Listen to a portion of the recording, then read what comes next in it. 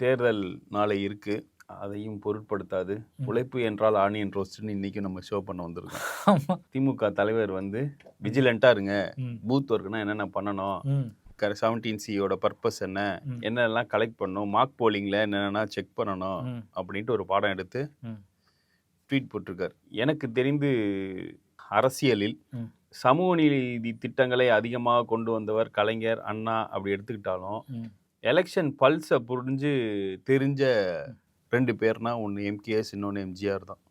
எம்ஜிஆரை இதில் பாராட்ட கூடாதுன்றது இல்லை, சொல்றேன். அதாவது எம்ஜிஆரோட கரிஷ்மா சொல்லலை, இல்லை யாராவது வந்து கீழே கமெண்ட் போட போறாங்க, நம்மளை திட்டுவாங்க, இருந்தாலும் சொல்றோம்.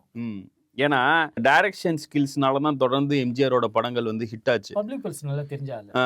அதாவது எம்ஜிஆர் சினிமாவுக்கு வந்தப்ப பாத்தீங்கன்னா அதுக்கு முன்னாடி இருந்த ஹீரோக்கள் வந்து அவங்களே பாடுவாங்க, தியாகராஜ பாகவதர், பி.வி. சின்னப்பான்னு சொல்லிட்டு. எம்ஜிஆர் வர்றப்பதான் வந்து பின்னணி வருது. அதை வந்து அவர் வந்து எப்படி யூஸ் பண்ணிட்டாரு, பாடல்களை எப்படி தனக்கு ஹெல்ப் ஆகுற மாதிரி பண்ணிட்டாரு. அதே நேரத்தில் தன் சார்ந்து இருந்த இயக்கத்துக்கும் அதை வந்து பயன்படுத்தினாரு. அந்த பாட்டு அன்பே வாழ ஒரு பாட்டு கூட வரும், உதய சூரியனின் பார். சரி, சிஎம் இதெல்லாம் பாடுவாரு, நீ அந்த பாட்டை போட்டுக்குப்பா. போட்டுடலாம். சரி, இப்போ விஜய் நேத்து வந்து சொன்னது வந்து நேத்து நம்ம அதை கவனிக்கல. நேத்து நம்ம பூமர்ல பேசும்போது அது கவனிக்கல. அவன் சொல்றது என்னன்னா, குழந்தைகளே நீங்கள் தான் என் செல்வங்கள், அழுது அடம்பிடிச்சு விசில் அடிச்சு, அடம்பிடிச்சு மட்டும் இல்ல விசில் அடிச்சு வீட்டுல வந்து ஓட்டு போட சொல்லுங்க. நம்ம புள்ள அது மாதிரி வந்து நைனா நீ விசிலுக்கு ஓட்டு போடுன்னு சொன்னா நல்லா வச்சு 4 பொழுக்குற மாதிரி நல்லா 4 போட்டு துரத்தி அடிக்கணும். தற்கொலை அம்மாவனை முன்ன தற்கொலையா வளர்றதுக்கான பெத்த அப்படின்னு சொல்லிட்டு போட்டு அனுப்பணும். இல்ல இப்ப இன்னொன்னு எல்லாரும் சொல்றாங்க, அவர் 600 கோடி ரூபாயை விட்டுட்டு வந்தாரு, புண்ணியமா வர சொன்னா. இன்னொன்னு, அவன் 600 கோடி ரூபாய் விட்டுட்டு வர்றது பிரச்சனை இல்லைக்கி. இப்ப பிரகாஷ் ராஜ் வந்து நம்ம ஒரு ஆக்டர், அவர் வந்து எனக்கு தெரிஞ்சு கௌரி லங்கேஷ் இறந்ததுல இருந்து தொடர்ந்து பிஜேபிக்கு எதிராக பேசி ஜனநாயகன் படத்துல நடிச்சிருக்காரு. தொடர்ந்து பிஜேபிக்கு எதிராக குரல் கொடுத்துட்டு இருக்காரு. இந்த எடப்பாடி போன்ற கும்பல்கள் வந்து விவசாய சட்டத்தை ஆதரிச்சு இது பண்ணும்போது அங்க டெல்லியில போய் ஒரு போராட்டத்துல அடையாளமான பங்கெடுத்துக்கல, அங்கேயே வந்து தங்கி விவசாயிகளோட இருந்து போராடினவர். அவர் கூட வந்து அரசியலுக்கு வரல. சூர்யா வந்து அகரம் ஃபவுண்டேஷன் அது இதுன்னு எனக்கு தெரிஞ்சு ஒரு 15 வருஷம் இருக்குமா, 15 வருஷமா நடத்துற. அப்படி அவரால் வந்து எஜுகேஷன் ஸ்ட்ரீமிங்ல ஒரு மாற்றம் வந்து வருது.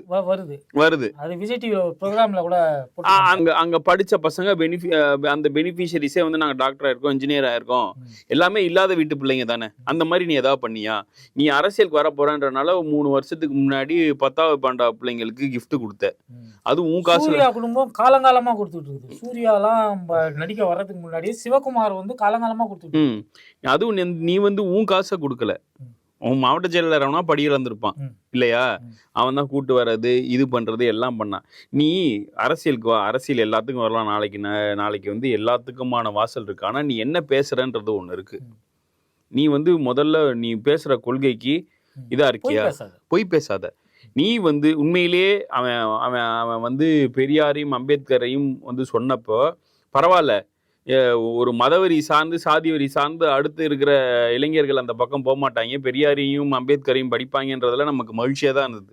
ஆனால் அதுக்கு நிகரான ஒரு ரசிக வெறியோட வந்து சாக்கடையில் நீந்தி தன்மானத்திலேருந்து சுயமரியாதை இல்லாமல் எனக்கு என் புருஷனை விட விஜய் மாமாவை தான் பிடிக்கும் அப்படின்னு சொல்றப்ப அது பார்க்கறப்ப நமக்கு பயமா இருக்கு. பயமா இல்லை, அருவருப்பா இருக்கு, பயமாவும் இருக்குது.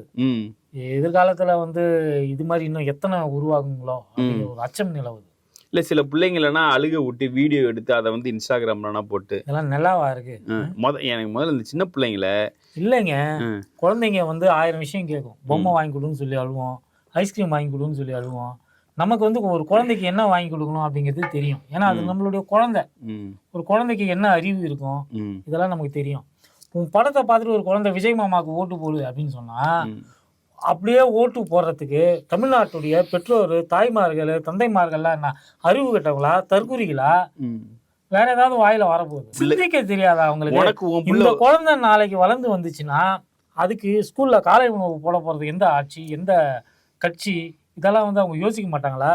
அந்த குழந்தை வந்து பஸ்ஸில் போகிறதுக்கு இலவச பஸ் பாஸ் கொடுத்த அரசாங்கம் எது, ஆட்சி எது அப்படின்னு அவங்க சிந்திக்க மாட்டாங்களா? நான் முதல்வன் எதுல இருக்கு? நான் முதல்வன்ல இருக்கு. உயர்கல்வியில் போனால் வந்து உங்கள் பெண்களுக்கு மாதம் 1000 ரூபாய் கொடுக்குறாங்களே, காலேஜ் படிக்கிற பொண்ணுங்களுக்குலாம். அதான் அந்த திட்டத்தெல்லாம் கொண்டு வந்தது யாரு, இதெல்லாம் தெரியாதா? சும்மா அவங்க ஆசைப்பட்டு ஒன்று கேட்குறாங்கன்னதுமே நேராக போயிட்டு இந்த சின்னத்தில் வந்து பொத்தான அமுக்கிறதுக்கு அவங்கெல்லாம் என்ன தற்கொலைகளா? முதல்ல உன் பையன் உன் புள்ள உனக்கு ஓட்டு போடுவாப்லையா? சிம்பிளான கேள்வி. விஜயுடைய மகன் விஜய்க்கு ஓட்டு போடுவாரா? இந்த கேள்விக்கு மனசாட்சியை தொட்டு ஒரு தாவேகாரன் பதில் சொல்லிட்டோம். உன் புள்ள ஒரு படம் எடுத்துட்டு இருக்கான், அந்த படத்தை பத்தி ஒரு சின்ன ஒரு ட்விட்டு போட்டிருவியா நீ? அப்படி என்ன தப்பா பண்ணிட்டான் அந்த பையன்? உனக்கு பிள்ளையா பிறந்ததை தவிர்த்துட்டு அவன் வாழ்க்கையில என்ன பெரிய தவறு செஞ்சிருக்கான்? யார் யாருக்கோ நீ வந்து ப்ரொமோஷன் பண்ற, யார் யாரையோ கொண்டாடுற. தமிழ்நாட்டு மக்கள் எல்லாம் வந்து நான் உங்க குடும்பத்துல ஒருத்தனெல்லாம் சொல்றேன், உன் குடும்பத்துல ஒருத்தனா நீ முதல்ல இரு. நேற்று பரிதாபமா இருக்குது, எஸ்எஸ்சியை விட்டு வீடியோ போட வச்சிருக்கிறான். அவர் ரொம்ப பரிதாபமா பேசுறாரு. 200 கோடி ரூபாய் சம்பாதிக்கிற ஒரு புள்ள அப்பனுக்கு 5 கோடி ரூபாய் கொடுக்க கூடாதா? 5 கோடி ரூபாய் கடனா கொடுத்துருக்கேன்னு அவன் தான் சொல்லியிருக்கான். அவன் கடனா உனக்கு கொடுத்தது கடன் அப்படின்னு சொல்லிட்டு அவன் எலெக்ஷன் அஃபிடேவிட்ல சொல்லியிருக்கான். நாளைக்கு வந்து ஆதவ் அர்ஜுனாவையோ இல்லைன்னா ரூட் ஜெகதீஷையோ உன் வீட்டுக்கு அனுப்பி 5 கோடி ரூபா கடன் கொடுத்தமே, வட்டி எங்கயா அப்படின்னு சொல்லி கேட்க போறான். எனக்கு தெரிஞ்சு வட்டி கேட்டனாலதான் வட்டிக்கு பதிலாக ஒரு மாசம் தவணைக்கு பதிலாக நீ வீடியோ ஓடுன்னு இருப்பான்னு நினைக்கிறேன். அதாவது ரூட் ஜெகதீஷ் வேலை இதெல்லாம் இன்ஃபுளுசர்ஸ்க்கு வந்து காசு கொடுக்குறாங்கல்ல, அது மாதிரி அந்த வீடியோக்கு வேலை 5 கோடி ரூபாவா? இப்ப நாளைக்கு எலெக்ஷன் நடக்க போகுது, நாளைக்கு போய் உள்ள போய் அந்த வீடியோனா எடுத்தா உன்னை பிடிச்சி சொட்டை முறிப்பாங்க. அங்க இருக்கிற ஏடிஎம்கே டிஎம்கே எல்லா சுயேட்சியும் என்னங்க அசிங்க. இந்த குழந்தைங்களை வச்சு ஒரு அரசியல் பண்றது உனக்கு வந்து நம்மளாம் வந்து புள்ள குட்டின்னு பெற்று வாழறவங்க, கௌரவமாக வாழறவங்க. நீ வந்து உன் பொண்டாட்டியை விட்டுட்ட, பிள்ளைங்களை விட்டுட்ட, இருக்கிற ஊரவங்க குழந்தைங்க எல்லாத்தையும் வந்து மனசுல விஷத்தை ஏற்படுத்துற மாதிரி எதுக்கு ஒரு வேலையை பண்ணி கிடக்குற? இல்லை இப்போ நாளைக்கு வந்து உள்ள பேலட் பாக்ஸ் எல்லாம் வீடியோ எடுத்தா எல்லாரும் பிடிச்சி அடிப்பாங்க, போலீஸும் அரெஸ்ட் பண்ணும். அவன் லைஃபே பூத்துக்குள்ள செல்போனை யாரும் எடுத்து செல்லக்கூடாது. இது தேர்தல் கமிஷனுடைய விதி. வாக்காளர்கள் பயன்படுத்தக்கூடாது. வாக்காளர்கள் யாருமே வந்து செல்போனை உள்ள எடுத்துட்டு போக கூடாது. நீங்க செல்ஃபி எடுக்கணும்னா உங்களுடைய எலெக்ஷன் பூத்துக்கு வெளியில அவங்க ஒரு ஸ்டாண்ட் வச்சிருப்பாங்க, செல்ஃபி பூத்னு வச்சிருக்காங்க. நான் வந்து ஓட்டு போட்டிருக்கேன், ஃபர்ஸ்ட் டைம் ஓட்டருக்கு தனியா பூத்து வச்சிருப்பாங்க, மற்றவங்களுக்கு தனியா பூத்து வச்சிருப்பாங்க. அங்க போய் நீங்க செல்ஃபி எடுத்துக்கணுமே தவிர்த்துட்டு நீங்கள் வாக்குச்சாவடிக்குள் செல்போனை எடுத்து வருவது சட்டப்படி தவறானது. அங்க யாராவது எடுத்துட்டு வந்து மிஷினுக்குள்ள நான் இந்த சின்னத்துக்கு ஓட்டு போடுறேன்னு சொல்லிட்டு அதுல போட்டோ எடுத்தீங்கன்னா உங்களுக்கு குறைந்தபட்சம் 6 மாதம் சிறை தண்டனை கிடைப்பதற்கான வாய்ப்புகள் இருக்கிறது. ஆகையால் கண்ணும் கருத்துமாக இருந்து உங்களை கிட்னியை நீங்க காப்பாத்தீங்க அப்படின்னு நாங்க உங்களை எச்சரிக்கிறோம். இப்ப ஒண்ணும் இல்லை, எடப்பாடி பழனிசாமி வந்து மிக கேவலமான ஒரு மேட்டரை சொல்லி ஓட்டு எடுக்கிறாரு. ஒன்று ஏன்னா ஆல் பாஸ் போட்டேனே ஓட்டு போடுன்றாரு. நீ வந்து குழந்தைங்களை கெஞ்ச விட்டு இது பண்ற. நீ ஆல் பாஸ் போட்டதோட நிலைமை என்னன்னு தெரியுமா?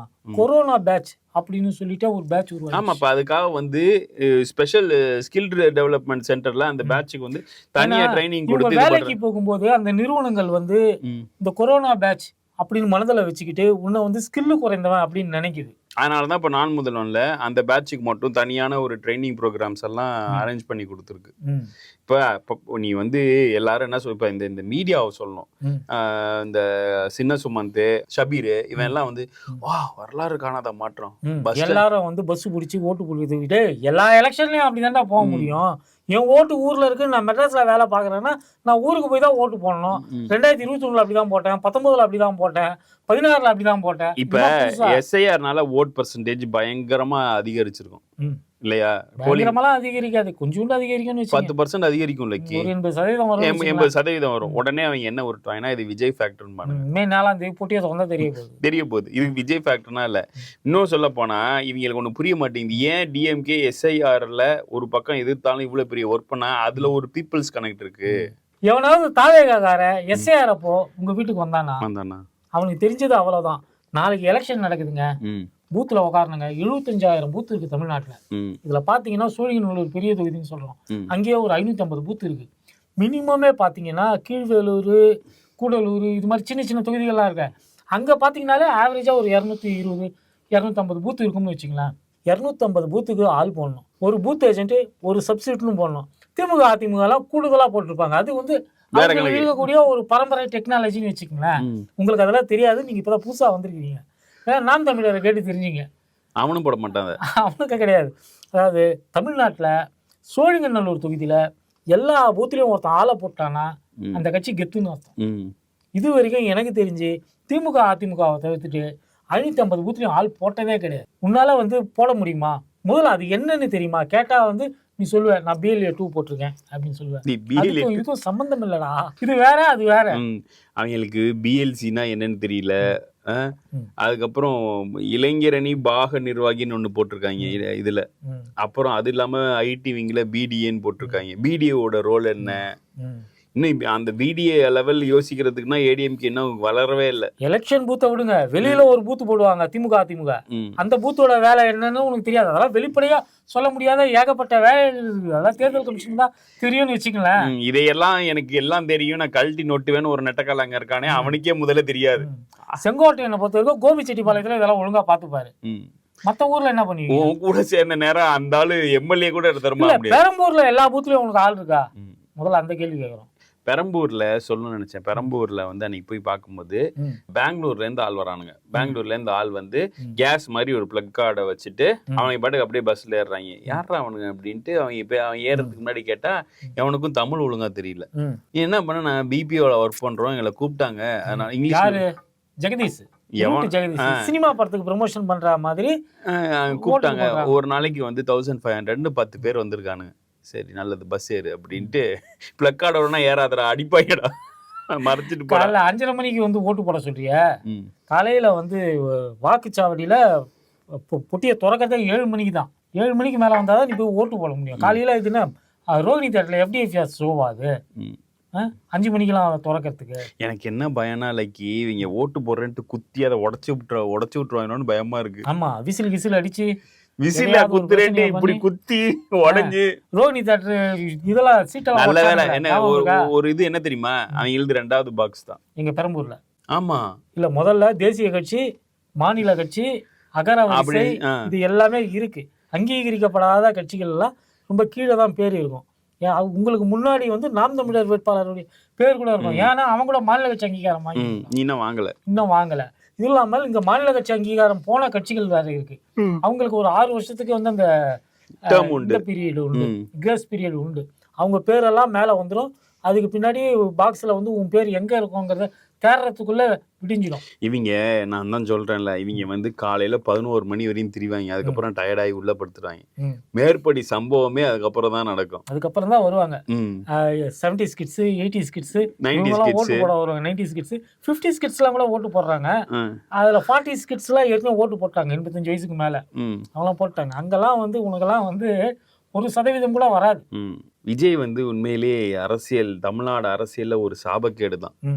ஏன் வந்து விஜயை பத்தியே பேசிட்டு இருக்கோம், எடப்பாடியை பத்தி பேசுறது? எடப்பாடி எடப்பாடி நேற்று அழுது கெஞ்சிட்டாரு. எனக்கே வந்து பாவமா போயிடுச்சு. எனக்கெல்லாம் பாவமா இல்ல, பாக்கிறதுக்கே வந்து சிவாஜி கணேசன் அழுவாரு அந்த மாதிரி அழுது கெஞ்சி. எடப்பாடி அதிகபட்சம், அதாவது அதிமுக அதிகபட்சம் அவங்க வெளியிட்ட ஃபர்ஸ்ட் லிஸ்ட்ல +15 or 20 வாங்குவானுங்க. அவ்வளவுதான் என்னோட கணக்கு. ஓகே, நீங்க சொல்றது படி பார்த்தா ஒரு 35 வருவாங்களா?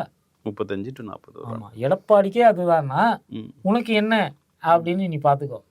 உனக்கு முன்னாடி ஒரு ஆளு வந்து ஓடிக்கிட்டு இருக்காப்புல, ரொம்ப நாளா ஓடிட்டு இருக்காப்புல, சீமான். அவருக்கே உன்னை செல்ஃப் எடுக்கல. இவன் நான் ஒரு விஷயம் சொல்லணும். விஜய் கட்சியில ஒரு 10 இது ப்ராமினன்ட் ஃபேஸ் இருக்கு. ஆனா நாம் தமிழர்ல ப்ராமினெண்டா இருக்க 30-40 பேரை, டாக்டர்ஸை, இன்ஜினியர்ஸ், அங்க இருக்க பிசினஸ் மேன் எல்லாத்தையும் போட்டிருக்கான்.